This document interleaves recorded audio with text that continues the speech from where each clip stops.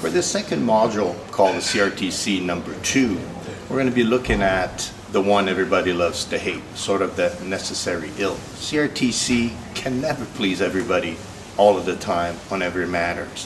For a lot of people, most of the decision that the CRTC makes will be against you. For the other half of the people, it'll be in your favor, so you can't really win.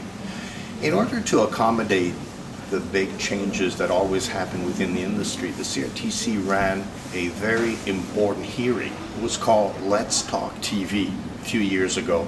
Ran through the entire country and was soliciting people's opinion on the future of our Canadian television industry. So those hearings, this project of asking people what they thought the future of television could be, this Let's Talk TV project, led to a number of very significant changes. Many of them will be spelled out within this module so that you'll give a sense of how influential the CRTC can be when it applies its power to regulate the television industry. One of the oldest criticisms within the television industry in the country has been related to cable television, i.e. the number of channels that people find in their packages as well as the cost.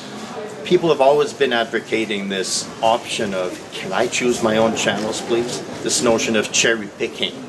It's as if you go to Loblaws, they throw in a bunch of stuff and this is what you're going to go home with. In the television industry, CRTC has been made aware of that for decades. And finally, through the Let's Talk TV hearing, came up with this sort of solution to this quagmire. It's called the Skinny Basic Package. For $10 a month, you're allowed to be given a certain limited number of channels, and then you pay as you will for the channels you want to pick. So therefore your bill is different than mine at the end of the month because we're not subscribing to the same channels.